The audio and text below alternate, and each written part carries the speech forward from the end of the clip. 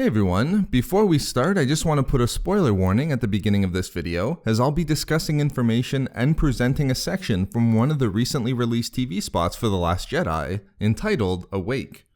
I know there are those who are entirely avoiding the TV spots leading up to the movie, so I just thought I would give this spoiler warning as a heads up. With that, let's jump into today's video, and I hope that you enjoy it.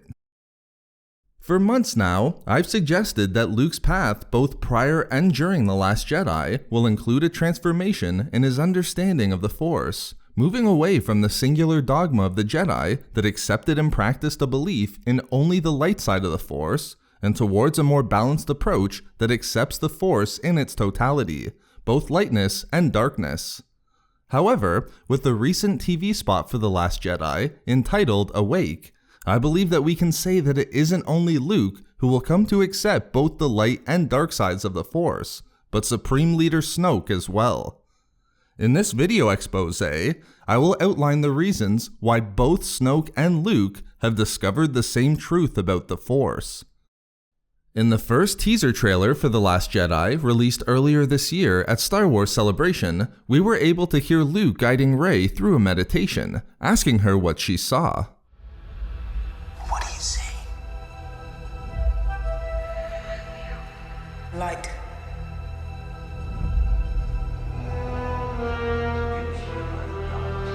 Darkness.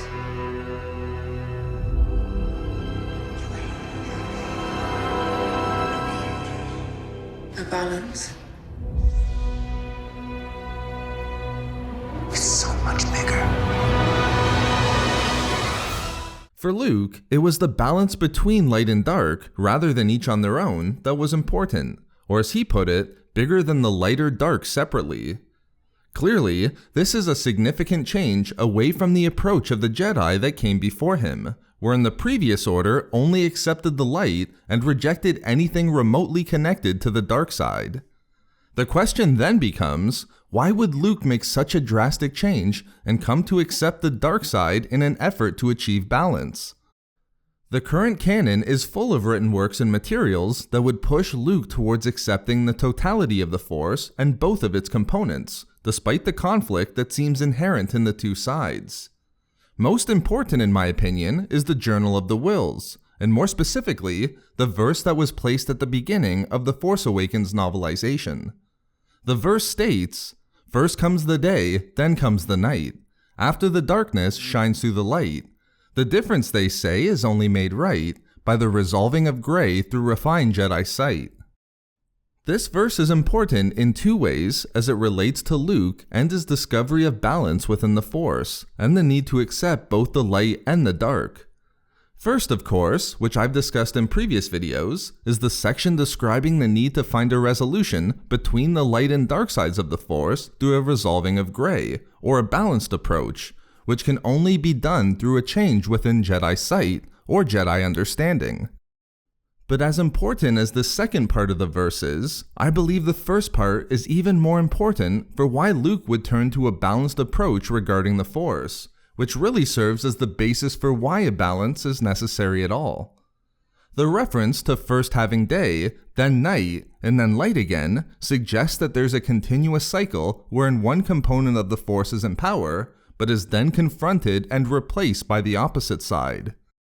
Luke would be well aware of this cycle playing out within the physical world in the recent decades of galactic history, wherein the Jedi and light were in power, then the Sith and dark usurped them, only to be overthrown by Luke in the light again, a literal manifestation of the day, night, and day cycle set out in the Journal of the Whills. We could even go one step further with the emergence of another night in the cycle, with the darkness that rose through the actions of Kylo Ren, and the destruction of Luke's Jedi Order.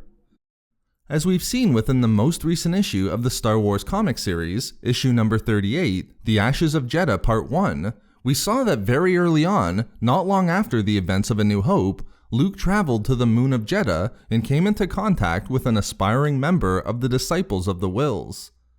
This could certainly form the basis for Luke discovering the teachings of the Disciples, but also the journal, which I believe is among the works depicted in both the teaser and official trailers at this point, which are clearly of some importance given that they've been featured in both. Therefore, having discovered the journal and interpreted the verse just discussed, it would be easy for Luke to conclude that a commitment to only one aspect of the Force is the catalyst for the never-ending cycle wherein darkness rises to replace the light, and then light rises to emerge through the darkness, and so on and so on. It's this limited approach to the Force, demonstrated through the Jedi commitment to the light and Sith commitment to the dark, that's driving the cycle. And therefore, a balance is needed between lightness and darkness, or a resolving of gray, to end it. This is the truth Luke will come to accept about the Force, and explains why the Jedi, that is, their philosophy, must end. Now here's where it gets interesting.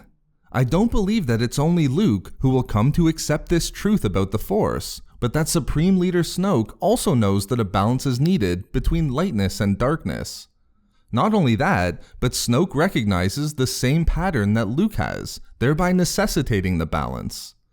Before looking at the Awake TV spot for The Last Jedi, it should be pointed out that we've long known that Snoke isn't a typical darkside user in the same way as the Sith. In fact, one might even argue that Snoke has sought out a balanced approach to the Force from the beginning through Kylo Ren, given Snoke's interest in recruiting him as his apprentice due to his desire to put the concept of balance into action. As we learned early on in the materials that were released along with The Force Awakens, such as the visual dictionary, Snoke chose Kylo because he had the right balance of the dark and light sides of the Force within him.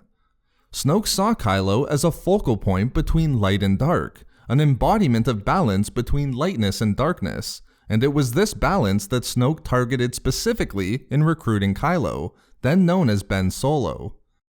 Further, Snoke also sought a type of balanced approach in regard to Kylo's early training, encouraging his new apprentice to study both the teachings of the Jedi and those of arcane darkside lore, thereby pulling from teachings of both the light and dark to hone his power. Therefore, Snoke has demonstrated his own type of move away from the teachings of the Sith who came before him, similar to what is suggested with Luke's move away from the Jedi teachings through his line to Rey that the balance is bigger than either light or dark on its own. But the words uttered by Snoke in the Awake TV spot are perhaps the most important. Darkness rises, and light to meet it. Although it's only 2 sentences, darkness rises and light to meet it, it sounds extremely similar to the poem within the Journal of the Whills, specifically the reference, "First comes the day, then comes the night. After the darkness shines through the light." It even has a sort of poetic flow to it that sounds similar to the works found within the journal, but also the collected poems, prayers, and meditations on the Force, which was a work created by the disciples of the Whills, and also recently made part of the current canon. Importantly, it also suggests a recognition on the part of Snoke of the same cycle that Luke would find within the journal. Darkness may rise, but the light will always be there to meet and confront it, a cycle born of the never-ending conflict between light and dark. As stated within the Force Awakens novelization, Snoke watched the rise and fall of the Galactic Empire from afar, and thus, like Luke, would understand the cycle of light and dark as well, where the day ended through Order 66, but light then re-emerged when the darkness was defeated through the actions of Luke and Vader. Therefore, it would then make sense why Snoke would come to similarly recognize that the Force is engaged in a cycle where light or dark comes to power and dominates the other, but eventually the opposing side will again re-emerge. I believe that this is a necessary move by Snoke based solely upon what we already know about the Sith within the canon, and would be a great move away from the attempts of Palpatine and both the folly and hubris of the Sith that came before Snoke and Luke. Within the Tarkin novel, we had a great scene where Palpatine directly remembered his former master Darth Plagueis telling him that, quote, "the Force can strike back," intimating some level of knowledge that once the dark side rose to power to replace the Jedi, the Force could still intervene against them. However, the answer for the Sith, as Palpatine understood it, was to attempt to make certain that the Force could not strike back at him by removing every ounce of light from the galaxy. At no point did Palpatine consider a balanced approach, merely one where the dark side gained permanent dominance over the light. Clearly, this was a grave mistake and weakness within the philosophy of the Sith and their understanding of the Force, as Palpatine couldn't even snuff out the light within his own apprentice, let alone the entire galaxy. It was a foolish belief by Palpatine that he could not only dismiss the totality of the Force, but also break the cycle of power between dark and light forever. This is why I believe it's very likely that just as Luke will come to see that the old way of the Jedi isn't enough, as a balanced approach to the Force is far superior, Snoke will also come to reject the old way of the Sith in their sole dedication to the dark side, knowing that while darkness may rise, the light will always remain to meet and confront it. Therefore, both Luke and Snoke will accept that the truth of the Force is that it must be accepted in its totality, thereby ending the perpetual cycle of conflict between light and dark and achieving victory through balance. So there we have it, why both Luke and Snoke will conclude that a balanced approach to the Force is needed, wherein there's acceptance of both lightness and darkness. We love making these videos, so why not subscribe for more fun Star Wars theories and discussions? Also, if you enjoyed the video, think about giving a like or leaving a comment. Or perhaps follow us on Twitter at SW Reading Club for updates regarding the channel. Or support the channel through Patreon for access to exclusive hangouts and book discussions. If not for me, for achieving balance.